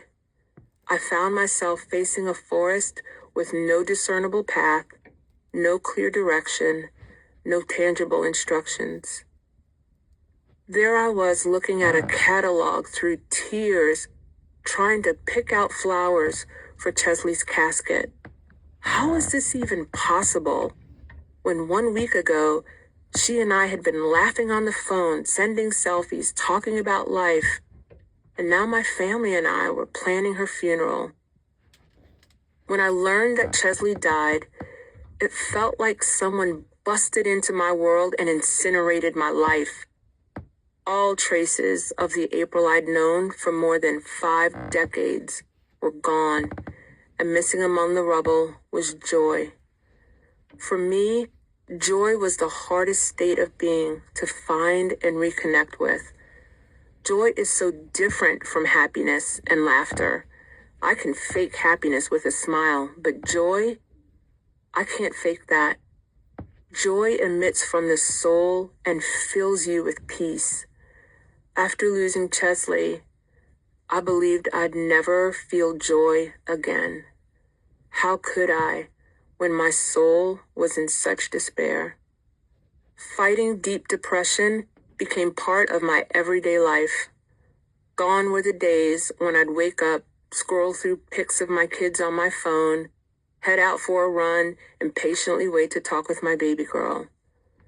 That routine was replaced with me lying in bed and softly weeping, hoping not to wake David. I mourned the life I used to love. I mourned the future my baby girl would never have, and I mourned the gaping, unfillable hole in our family. I hated this new routine. I wanted my old life back. I wanted Cheslie back. The hardest part of healing has been learning to just feel what I feel. Allowing myself to do this is new for me. I was married and had my first child by the time I was 21 years old. My entire adult life, I've been a mother and/or a wife. I'm conditioned to ignore my own needs and take care of my family.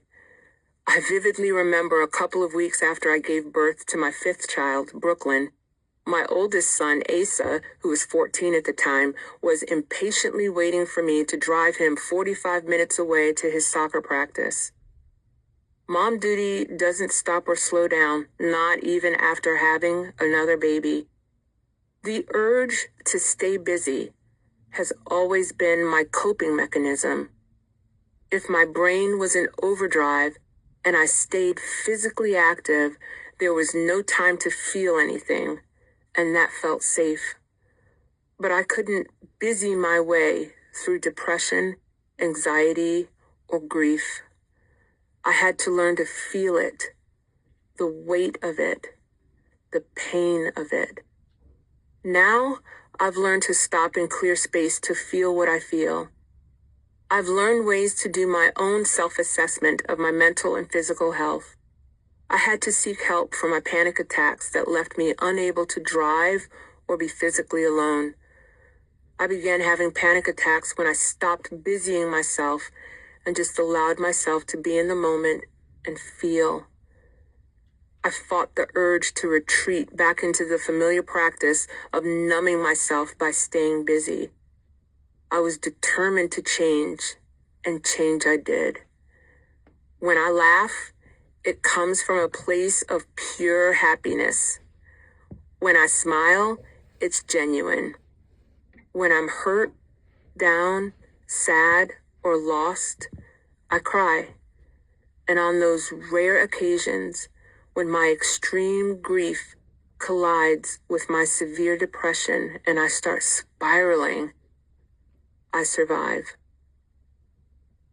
Cheslie was an incredible woman.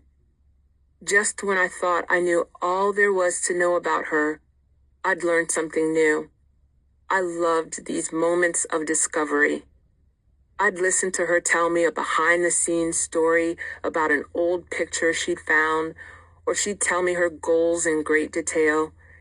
She never ceased to amaze me.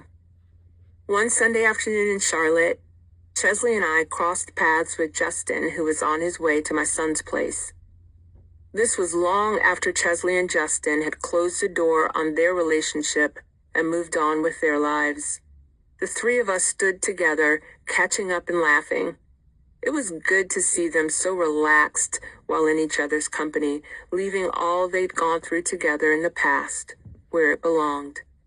Watching her simultaneously hold a boundary while engaging in meaningful conversation was a masterclass in unbothered. And now, I'm blessed with even more opportunities to learn new things about her because my home is filled with everything she held dear. Looking through photos, skimming her journals, reading her notebooks, and watching her video diary on her phone has allowed me the joy of continuing to learn something new about my baby girl each day.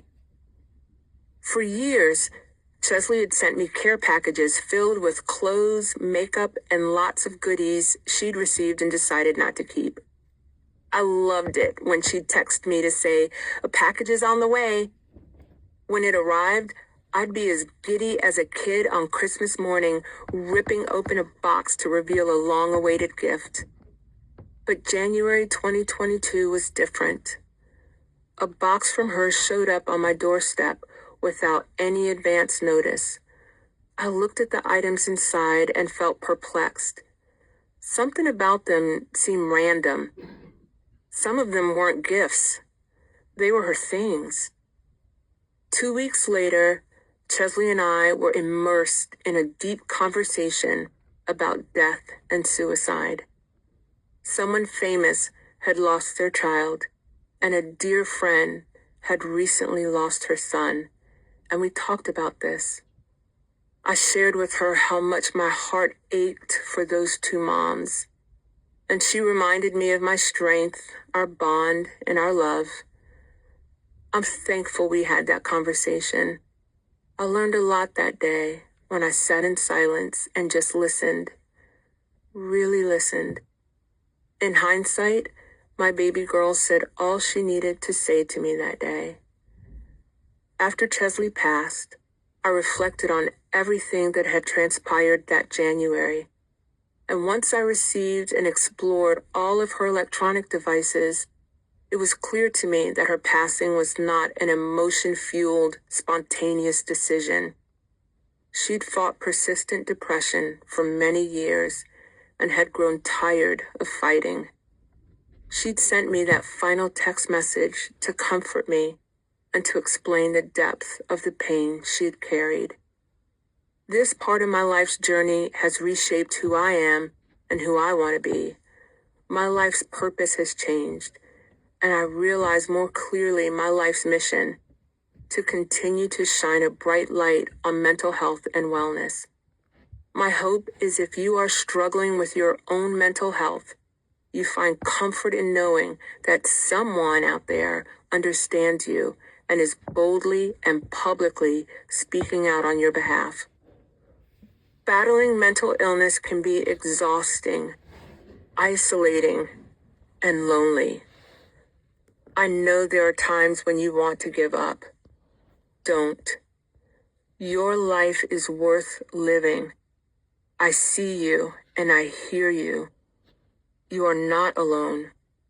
Please find strength in knowing there's an army of us pulling for you. On those really difficult days, breathe. Give yourself space and grace, and live to fight another day.